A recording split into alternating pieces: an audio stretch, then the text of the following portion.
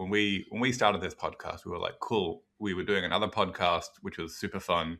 And then we want to keep the party going. We're just going to keep doing this podcast with no thought of how long it's going to last for. I feel like when people, I don't know, when the first Olympics happened or the first World Cup happened, was anybody saying, cool, this is like a one-time thing? Or is it like, this is going to be forever? What? When the first Olympics happened, everyone did it naked, and then they stopped it for a while. I think like a millennia. Understandably, people would have been concerned. And then it was brought back like what, 100 years ago, or just before, like 1920s, 1930s, something like that. Yeah, they brought it back, and so it never ended. It changed formats. And the World Cup, after the first World Cup, there's a lot of speculation. It's a great idea. It's not going to happen again. It's like it took so much effort. It was a huge effort. I think like only 11 or teams played or something. Egypt was one of the original 12 teams, but they missed the boat that would take them to Uruguay to participate. No. By no fault of their own. There was a massive storm, and the captain of the boat was like, I gotta go now or we're just all stuck here. And so he just left. And Egypt was just, they couldn't make it in time to get all their gear or something, and so they missed the entire first World Cup. And in the World Cup, each team brought their own ball that they like to play with, and there was a variation in soccer ball size and mass and how it was assembled, and it was like any big thing. It started off small and there were its hiccups, but then eventually grew into a massive. On the everyone bringing their own ball, wasn't it a thing that in the final there was a disagreement and they basically had to play the first half of the final with one ball and the second half with a different ball? Like, yes, like Argentina and Uruguay each had their own version of what was like a regulation. Yes, they did. If you can imagine American football, which has its stitching all around but very thick laces on just one edge. American soccer football or American ball? Helmet football. Helmet football. Helmet football. Okay. The original soccer balls that Uruguay and Argentina are playing with looked just like that. They were spherical, and they were stitched together, and there was one edge or something. It's kind of hard to imagine an edge on a sphere, but one of the edges of where the panels of leather would meet, there was very thick stitching. So they each played with a not perfectly spherical ball.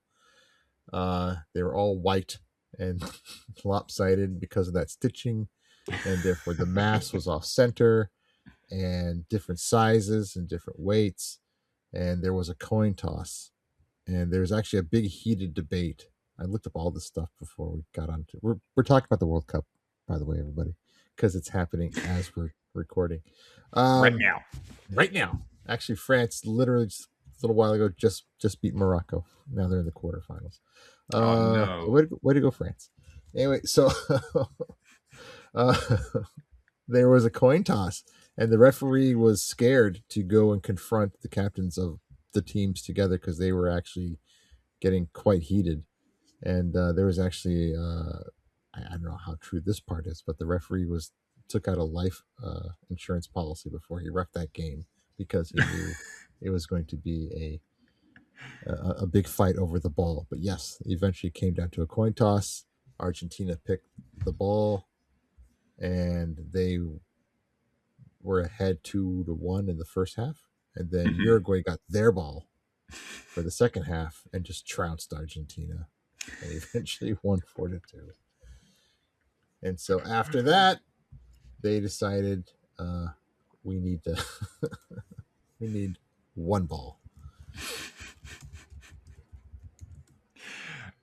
It's crazy to think like how much debate there was about the precision of the soccer ball even then, like nearly 100 years ago.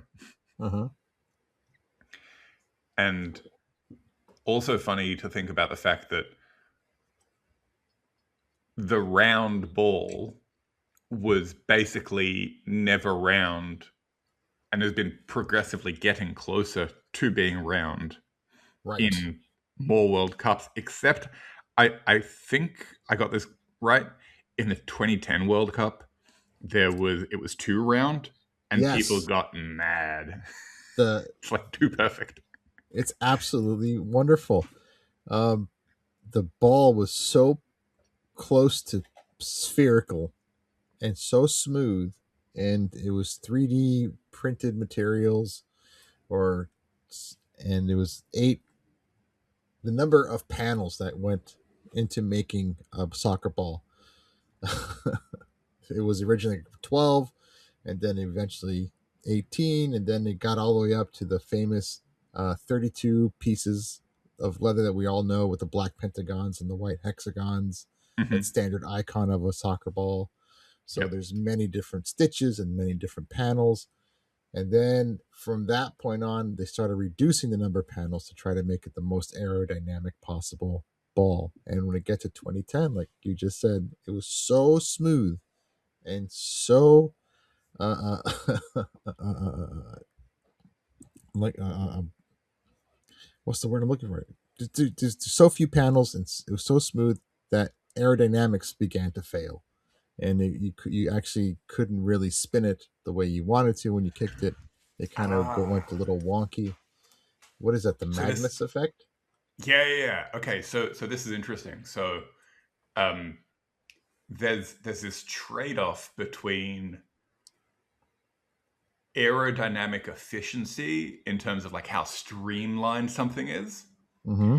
and like the aerodynamics of how something is interacting with the flow of air around it. So maybe to take a step back, um, when physicists look at airflow, we view it as a fluid, right? You can Mm-hmm. treat air as a fluid. You can treat like anything that's moving in any medium. You can view that thing as being static, and the medium is flowing around it, right? So you have a ball, it's not moving, but the fluid around it is moving. So kind of just like take the perspective of a soccer ball that's been kicked. Imagine it's been kicked with zero spin. It's just like moving on a path. Imagine from the perspective of the ball isn't moving. It's just the air that's moving towards it, right? Right.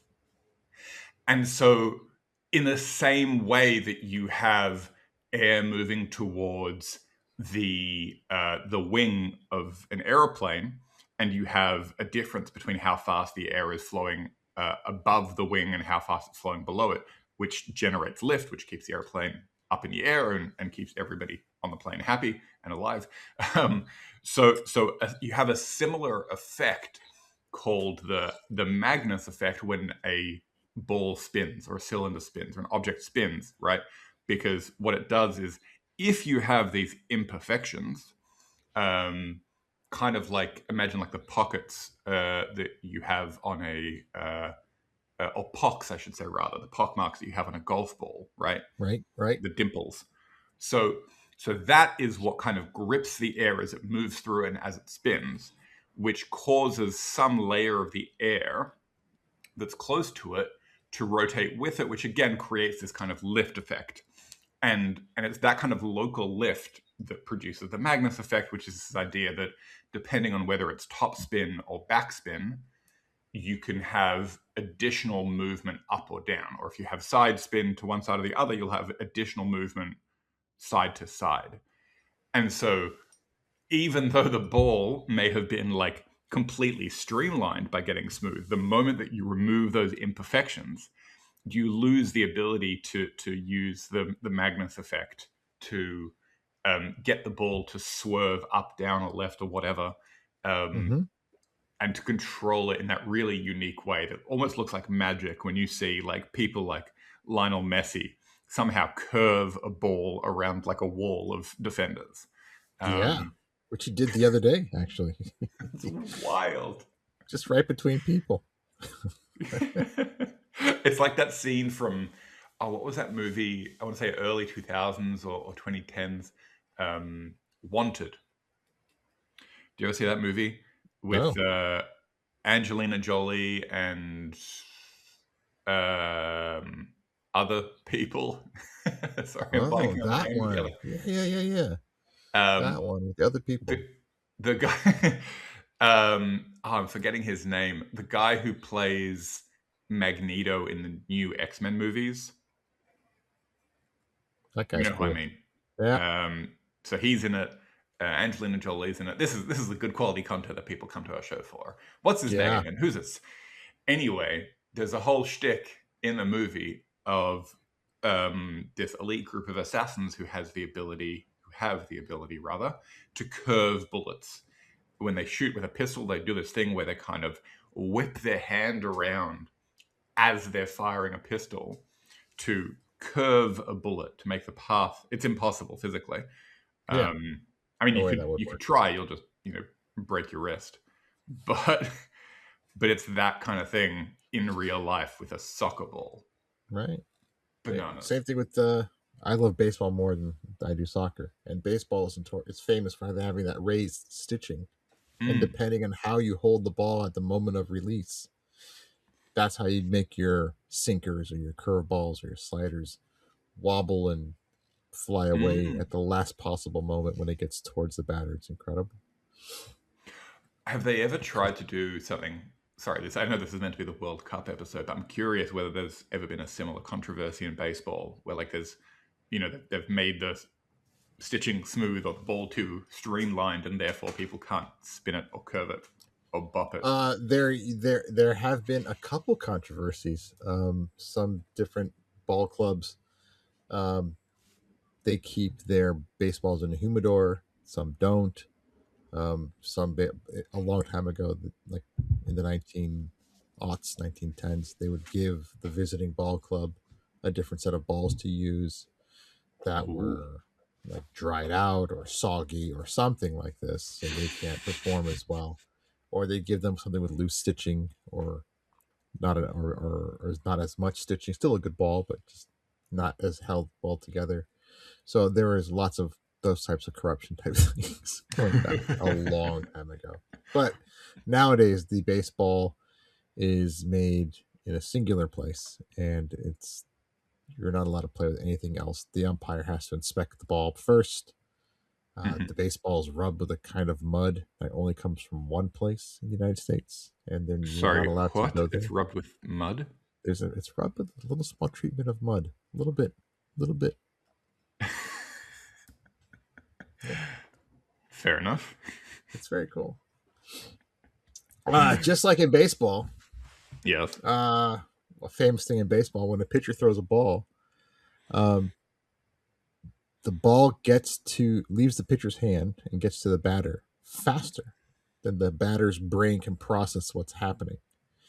So the batter actually has to make a decision to swing or not and where to swing before the ball even leaves the pitcher's hand, which is very similar to the penalty kick in in soccer. The goal, the penalty kick reaches the goal in about 350 to 400 milliseconds, 350 to 500 milliseconds once struck. And the goalkeeper usually has the ability to respond between 600 to 1,000 milliseconds. So the ball is there before the goalkeeper's brain can process what's happening. So the trick is how much of this is luck and how much of this is skill, because the goalkeeper has to watch the movements of the striker before he actually kicks the ball and try to guess. And I found a little research that shows that goalkeepers choose to dive to one side or the other, 93.7% of the time, and only 12 to 14% of those work because they're taking a blind shot. That's horrendous. They have a better chance, a 1 out of 3 chance of stopping any incoming ball if they stand still. The diving is useless. That's crazy. I mean, compare that. Sorry, not to derail us back to baseball, but No. if it's a similar sort of challenge, Yeah. Right, where you're basically just trying to interpolate, based on years of training and knowledge, what the path is going to be based on only its position as it leaves the pitcher's hand, or in this case, the kicker's foot. In baseball, surely there's a better percentage of strikes versus. Sorry, choose my words carefully. A better percentage of hits. I was going to say striking the ball. Like a better percentage of hits versus strikes or balls. Right? It has to be better in baseball, doesn't it? Well, in baseball, a ball player's batting average is, they say you have a batting average of 300, say, which is a very respectable average. It's And that's the really, third, right? it's really 0.300. Yeah. That's your batting average. And it's a funny thing that some of the best hitters in baseball fail 2/3 of the time. and those are the best. And so you have Ted Williams, who famously hit 400, which is unheard of, and that's only been done once. And then it goes down from there. You have a better chance swinging and trying than not swinging at all. A lesson I had a very hard time trying to teach my kid when he was in Little League. Wow. Okay, so baseball, they get it a third of the time. In some if cases, you're good, if you're good. if you're good. Whereas in soccer, you're saying that they get it something like their batting average would be like 100 or something like that. If it's like 12% versus. But this is just for right? penalty kicks, mind you. Just for penalty kicks. You're Yes, much closer, and you're much bigger ball, and you have a much bigger zone area to defend. Yeah. Right. Estadio Azteca is a ballpark, or stadium rather, in Mexico. Mm-hmm. And it is not just for this World Cup, but for everywhere. It is the highest above sea level venue. Ooh. At 2,240 meters, or 7,300 feet. At that altitude, where is it? The air is 23% less dense than it is at sea level venues. That's amazing. Okay, that would totally change the aerodynamics. Yes, it does. You have a quarter less drag pushing on the ball, and a quarter less oxygen for the players to breathe. The balls go farther, they go harder, but they also lose some level of predictability of where they're going to go. I mean, it's wild to me. I feel like people often talk about this with respect to basketball and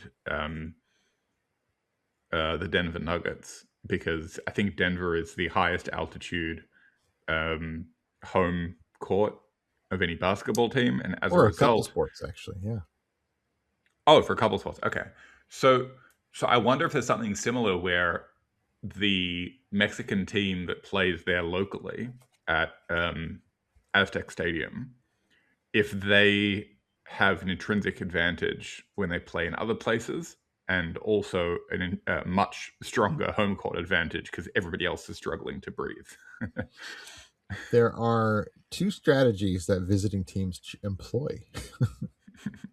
They want to play within 24 hours of landing there before they can start reacting to the oxygen. Or if they arrive, they like to get there and not play anything for 2 weeks until their body's fully acclimated. They arrive a week, do nothing, start practicing and warming up for the next week, and then play. The That's how they latter makes acclimate. sense to me. The first Huh? one doesn't make sense. The first one doesn't make sense, but there is some science to the fact that if you are there and you get off the plane and you go straight to work and start playing, there is some advantage to that, as far as Interesting. your body's a complex system of many vessels and stuff delivering oxygen Sure, and I other contain nutrients and multitudes. such. It takes a lot of time for things to settle in. So if you get off the plane and get straight to work, yes, the oxygen part is not there right away, but you can withstand it for a while, as opposed to after a couple of days, your body's more tired. You have to give yourself some time to, acclimate. That's the word. Just so you said that this was 2,200 meters. 2,200 meters. Okay, that's no small feat. I don't know, for folks who are listening who have not had the chance to experience altitude above 1,000 meters or A mile. 3,000 feet or whatever it is in freedom units. You feel it, like, you think you don't feel it, especially if it's like low key. If you're only at like 1,500 meters or something like that, you think, oh, okay, I'm fine. And the moment that you start walking, within seconds, you're like, why am I puffed out? I'm in good shape and I'm just walking here. What's going on? So to be playing like a full soccer game and at that level, where you know that they're exerting themselves to literally elite levels for 90 Yes. minutes at a time. Holy moly. That's all I have to say. Holy and moly. And if you consider the fact that each player runs about 9 to 14 kilometers per match, Mm-hmm. and about 3% of that is at full sprint. It really knocks your socks off. And fun little fact there. Players sweat approximately 1.5 liters per hour. They lose liquid even if they're taking it in as much as they can on their breaks, their hydration breaks. They're still losing weight. Drink water, people. They can't stop. Once the game begins, that's it. You're losing weight. It's insanity. What are the most insane conditions that people have played soccer in? Because I was surprised to learn that in the first World Cup, which is what, 1930, it was 1930. snowing. It was the coldest one, yes. But the worst one was in 2018 in Russia. It was hot. It was considered the slowest World Cup because it was so hot that people couldn't move. It was just too much. Obviously they moved, and they moved wildly fast with incredible skill, because these are like elite level athletes. I'm not trying to put them down. I cannot do what Sure. they do. But they were just winded, and there are more incidents of players needing medical attention at the halftime or after the game than any other World Cup. People were just, Well, because you're sweating like crazy and you're taking in liquid as much as possible. And I thought it was weird that it was hotter than it was when they played in Qatar. But yeah, Russia. wild. Yeah, the coldest World Cup was in Mexico, and the hottest World Cup was in Russia. There's something that feels backwards about that. Well, actually, the first one was in Uruguay, not Mexico. Oh, Uruguay, sorry. Mexico hosted in 1970. There's something weird to me. I was looking at the list of countries that were involved in the first World Cup, and so this year we have the most teams ever. It's 48 teams, I think. Right. Which is like a 25% increase or more. Maybe close to 50% increase, because it was 32 in the previous. It started with 32.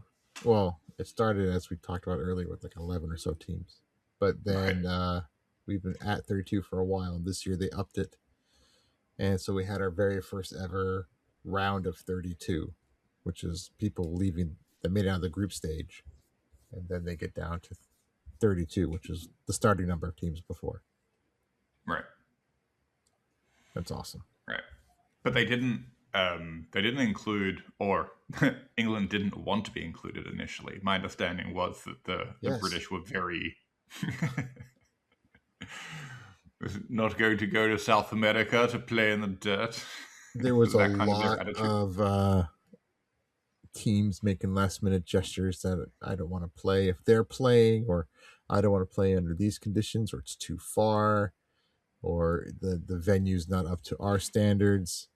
There are a few teams that turned it down. In the first 2 or 3 World Cups, a lot of teams felt slighted, or maybe a little, this is not for us, or we're not going to play because you didn't let us host, that kind of a thing. I noticed that. So the list of teams in the first World Cup, there's a list of all the countries that put in bids to host, and none of those countries, except for Uruguay, which won the bid, actually participated. Yeah. And now it's grown to such a thing that people are dying to participate. It's an incredible thing. It's gone from this small little event where first and second and third each got like a medal, gold, silver, and bronze, and now there's this massive trophy that is iconic, and it is a great sense of national pride that you even get to go there, as opposed to, let alone win.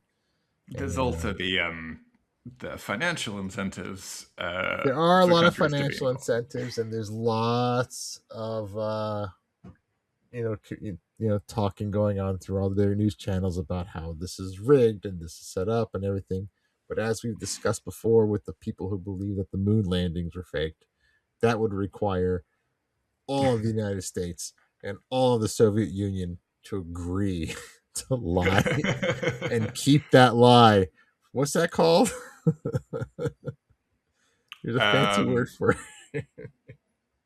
Conspiracy thinking. No, there's like that mathematical paper that showed that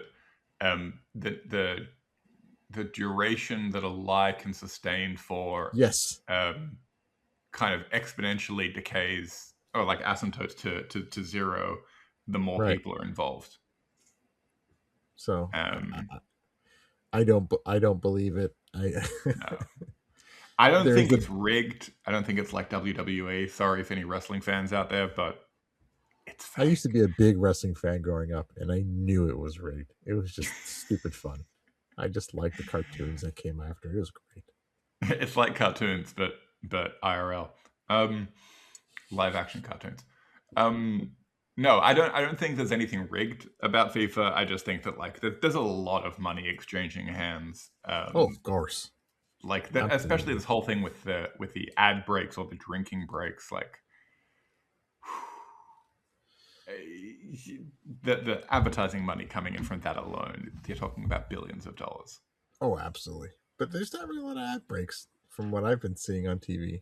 It's just, first of all, something I don't care for being here in the United States is that, and this is actually a big problem here in the United States, a lot of people didn't know this was going to happen, but there are 2 streaming services, Peacock and Fox, where you can watch the World Cup.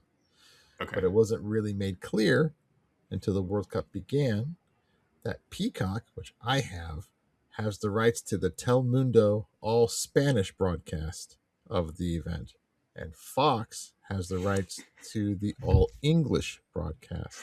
So you're watching in Spanish? I've been watching in Spanish. It's been great.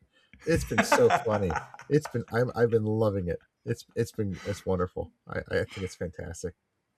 It's surely a stereotype, and apologies in advance, but like the commentating is meant to be much more lively in a Telemundo broadcast, from what I've absolutely heard. It is. Absolutely it is.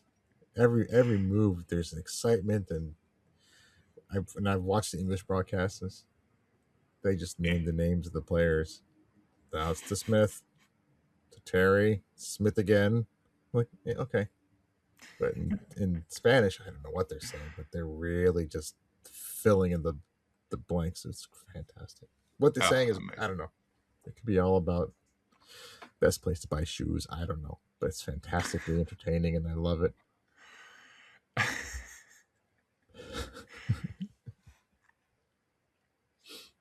It's wild. I don't understand how. I think it's wonderful how we've ended up with this truly international sport. You know, like sure we have the Olympics, Right.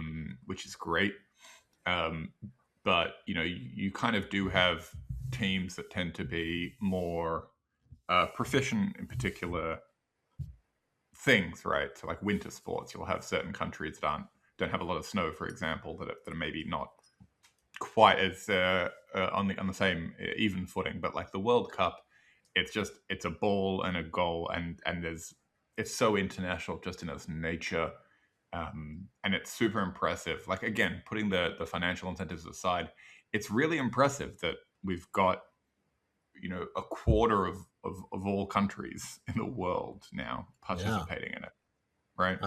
Around 90 countries have participated over the years. Not every Okay. country that participates gets to participate the next year.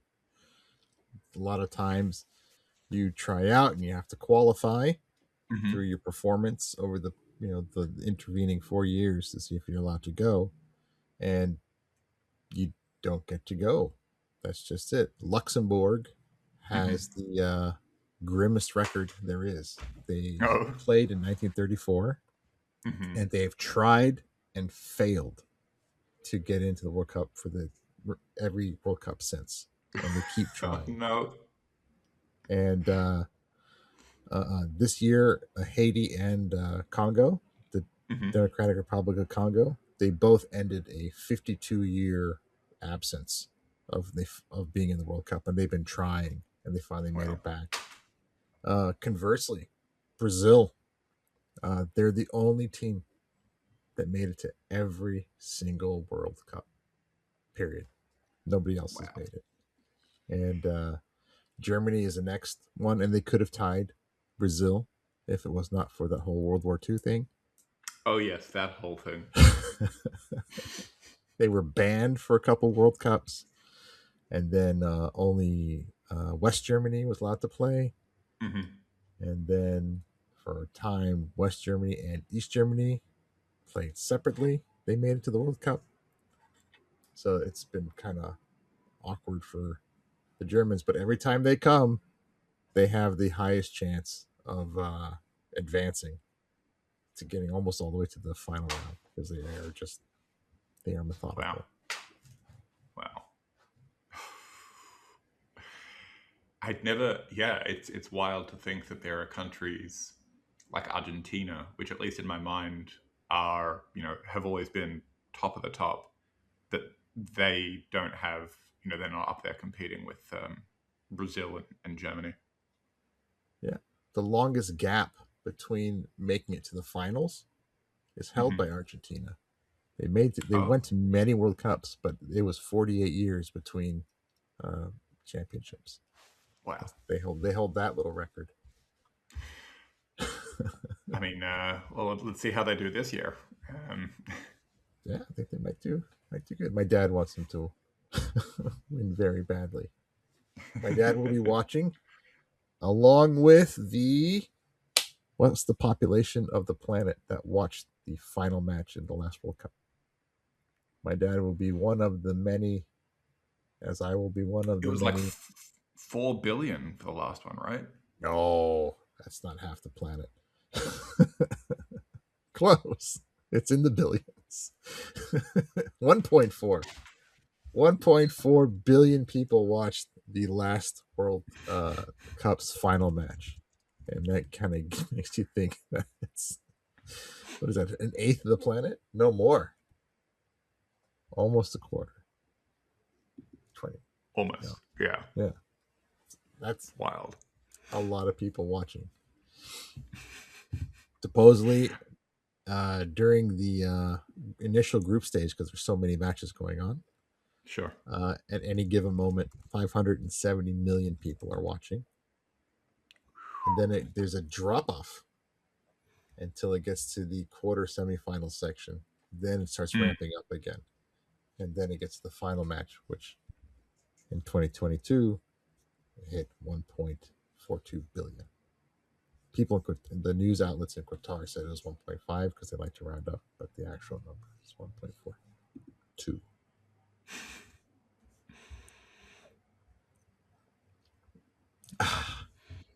You mentioned Crazy that sport. the soccer balls are tested in wind tunnels and also they're tested in water tunnels. But did you know that they are also tested in space? Spaceballs? Spaceballs is a real thing, not just Mel Brooks. Think of the merchandising.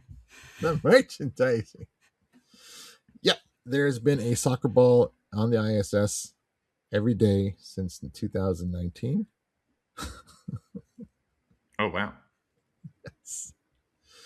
The ISS and the Adidas and also the FIFA, and both of them in partnership with the ISS, have been using microgravity to isolate how a ball's internal mass distribution affects its rotation and its stability and its motion. They have a whole little system they have a ball and they have a little cup that spins on one side that they hold with their hand, and they have a drill which has the apparatus of the same cup at the other end. They spin that sucker really, really, really fast, and then just let it go.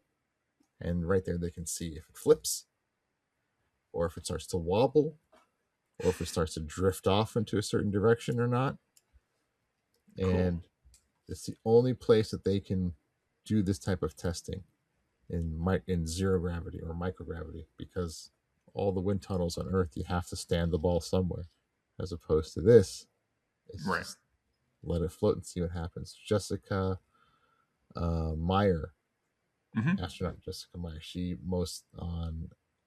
I'll put a link to the video in the show notes, but she does a whole demonstration with multiple different types of balls that have multiple facets. They're built on purpose, off balance, and you can see how they wobble, or you can see how they flip their rotation just suddenly because it's not clear.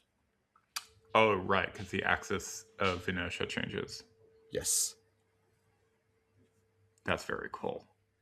And in the ISS, there is the Kibo module. That's where astronauts actually test playing soccer. What? It's so small. How are they playing soccer? Yeah. No, that's a full soccer field size module in the space station. I'm kidding. But they always talk about like the ISS being the size of 2 football fields, and now I guess we know why. It is this actually that I was going to get to that. The ISS is, if you could lay down the ISS with its solar array sprawled out full width and everything, it will fit right there on top of a proper FIFA soccer field, almost exactly. It will just fill it. But yes, in the Kibo module on the space station, NASA and European Space Agency astronauts, they actually play soccer so much as they pass the ball to each other and they header the ball to each other. They do it. Yes, there's a reason they do it to research how it works, but they do it primarily for fun, and because you need all the R&R you can get up there, which is an awesome thing to do. And they actually videotape and record and send this information down to FIFA and to Adidas. This is how it reacts when we hit it with our heads or pass it to each other. Everyone down here on Earth understands they're not professional soccer players, but they do like to see how it works, the mechanics of how it drifts through microgravity. And the level of study behind a soccer ball is baffling. Science is everywhere. Science is everywhere. Everywhere. So cool. Wow. Okay, we got through more than I was expecting this episode. Yeah. I was not. Yeah, I didn't realize how much science and interesting history there'd be about the World Cup. There's more. I have more notes, but yes, they 3D scanned this year every single player and put them into a simulation that monitored them as they played. There are, Ooh, what is it, RFI chips? What it's called in every single soccer ball, and RFID. yeah, so they can monitor, I think, 500 times per second every motion of where that ball is and where it's going and how fast it's going and if when it's been hit, so they can make these really cool uh, 3D animations that help them decide what's going on. And here's the last little fun fact I found out. Across a 64 match tournament, players collectively run all together an astounding 8,753 miles. I did not convert that to kilometers, so just do your best.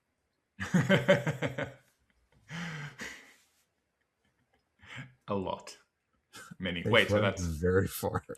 that's a lot of distance, and that's how much all of them run together across all the matches, or 64 matches. That's all of them Damn. together. Yeah. So if they're Wow. lined up in a row, they can send a message pretty far. I'm just picturing like the worst game of broken telephone in the world. But it's the longest one. The message is not going to be what you sent, but man, did it go far. That would be a wonderful... Okay, nobody steal my idea. I was thinking recently what would be a really fun and possibly achievable Guinness World Record to break.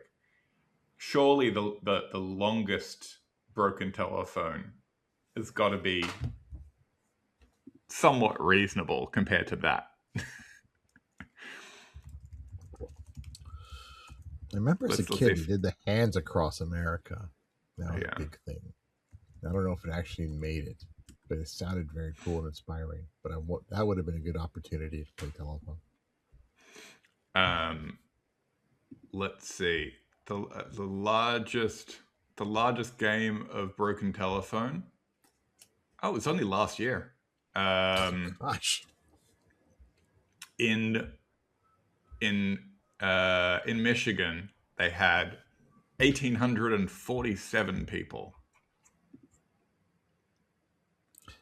That's impressive. But what's more impressive to me is what was the initial message and what came out the other end. The initial message was the McDonald's snack wrap is back. I wonder who sponsored this event. Okay, what came out the other end? You'll never guess. Go to Burger King. You'll never guess who sponsored it. The McDonald's Business Operators Association. Okay. The message make it through complete? I do not have this information. I'm gonna find that out. But let's. I would like to find that. Oh, that's great.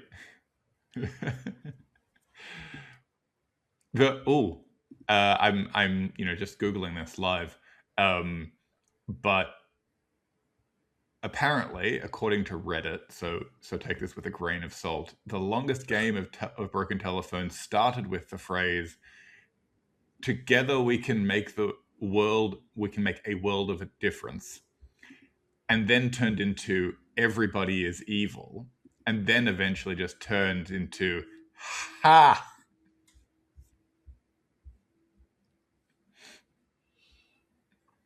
Okay. Yeah. That's more believable. That's definitely more believable. I don't think it's just like the conspiracy thing, right? I don't think exactly. 1,847 people. The more it's going to break down. Somewhere along the way. Cool. This was fun, man. All right.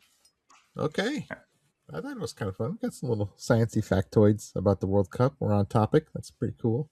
By the time this airs, it should be over. So good luck and congratulations to the winner. Yes. Congratulations to Argentina. Yes. Or Norway. Because I like that Haaland guy. He's funny as hell. Or maybe, not Morocco. I will highly recommend folks to check out our previous episode. We did an episode that at the time of recording has just aired.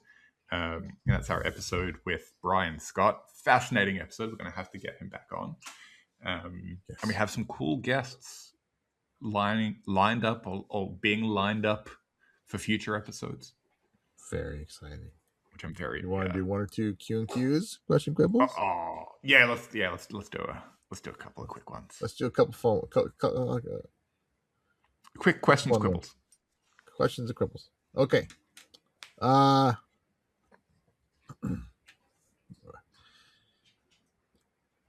If you could make every 10-year-old understand one scientific idea to give the best positive impact for our culture, what would it be?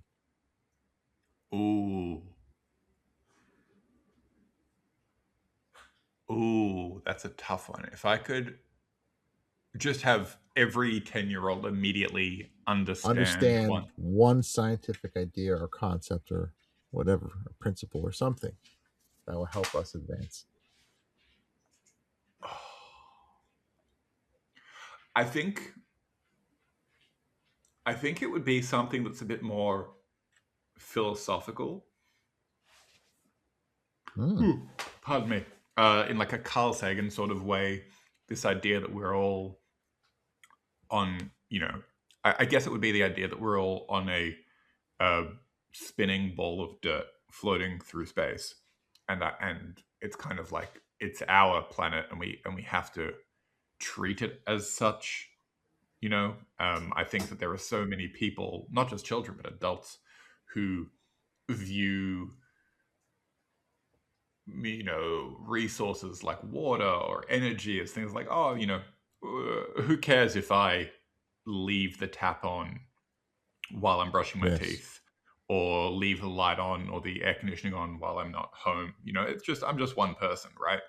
But when everybody does that, when you have billions of people doing that, the net effect is incredibly wasteful and damaging to both our resources and the environment.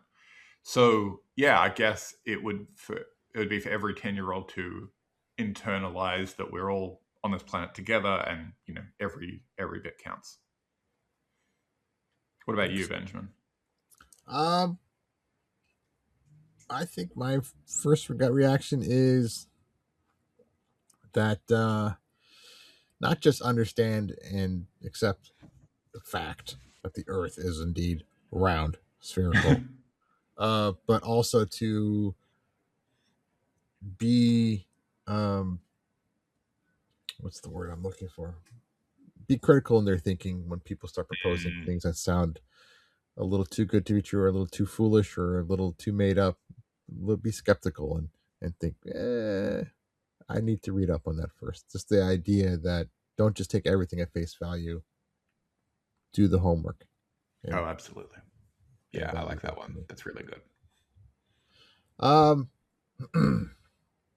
What is your favorite commonly available space snack? That astronaut ice cream in a pouch, or those weird dehydrated strawberries? Have you ever seen those? They're actually when you say commonly available, I don't know how much. I've seen them in many stores, and and I've seen two things. I've seen dehydrated strawberries, and I've seen astronaut ice cream. They're in the gift shops and the whatever, and they have the spaceman packaging, and it seems like a fun one.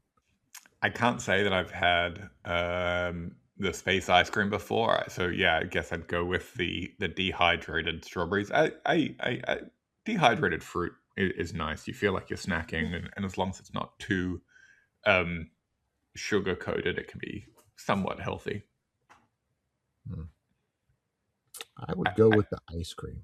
I've had them both, and the dehydrated strawberries, I don't know. It feels the texture in your mouth. It just feels like it's going to suck all the moisture out of your mouth and out of your head and part of your body as in the last gasp to survive or something. It's a weird sensation. I don't know. I think In terms of astronaut food, I often think about this when I'm eating spicy food because I know that generally, like on an aeroplane, it's harder to have strong tastes because your taste buds are all funky up there. And astronauts tend to need to have like a hot sauce or things like that to make their food have taste. So every time I'm using hot sauce, I'll often think about, oh, how do astronauts feel about this particular hot sauce? Is this their preferred one? Okay. All right. One more fun, quick question and quibble. One more. A school textbook 100 years from now, what fact will be in there that we do not have today? I think I touched on something similar to this in a previous quibble. It will. I don't know what a quibble is, but scientists one day will know what a quibble is. That will be in the textbook. No, I think there was a previous question and quibble that we did that was something about like what scientific discovery you want to see in your life or expect to see in your life or something like that. Yes. And so I think that the textbook version of my answer to this question will be in 100 years from now, in the year 2042, scientists discovered microbial life on planet, insert planet name here. Let's just say Mars. In 2042, scientists discovered microbial life on Mars and determined that it had a shared origin to the microbial life on Earth or did not. Either way, mind-blowing. But I think one of those versions is going to be in a textbook in 100 years. Heck yeah. I think what are you thinking? I'd like it to be in the whole... I'd like traveling great distances in space to be very just simple and matter of fact. That's just what we do in 100 years. And in the one chapter that talks briefly about how, I don't know, warp engines work, because everyone knows how it works. Yeah, Zephram Cochrane got drunk one night, figured it out. Exactly, Zephram. But I'd like there to be one chapter that says that kind of chronological, Jeez Louise, I can't use words today. I like to be one fun chapter in the book about how we travel through space that just lists out chronologically just how close we came and missed so many times. And like the people at UC Berkeley or whatever didn't know that the reason for this weird thing that was happening in the 2030s is because they're actually sending things through time or something. Just like an accident, some weird happenstance. Somebody was paying attention at the wrong thing at the wrong time. Oh my god. I love it. That'd be great. Amazing. Okay. Well, folks have been listening to Science Actually Presents the Nerd and the Scientist. I think we forgot to say that early on, but in case you hadn't figured it out until now. That was the opener. Here we go for the episode. And we're done. All right. That was the shortest episode, the longest intro ever. Thanks for listening, everybody. Kovi, where can people find you? Folks can find me on all of the social media platforms, good and bad, at Fun Fact Science. Folks can find our episodes. Where can folks find our episodes, Benjamin? I don't know. Tell them quickly. Go to the TikToks. Go to the YouTubes if you want to watch the show, or if you want to watch some fun shorts, clips. Anywhere you listen to your podcasts, Apple Podcasts and Spotify and all the other ones, we're there. Listen to us.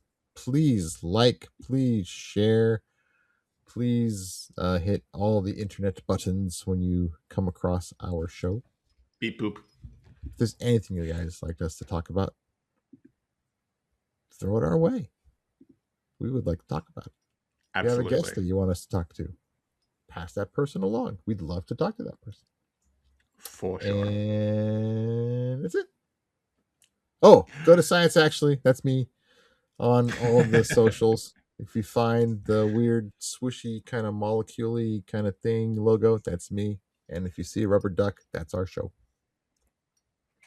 And we'll see you all next time on the next episode of Science Actually Presents The Nerd and the Scientist. Ciao.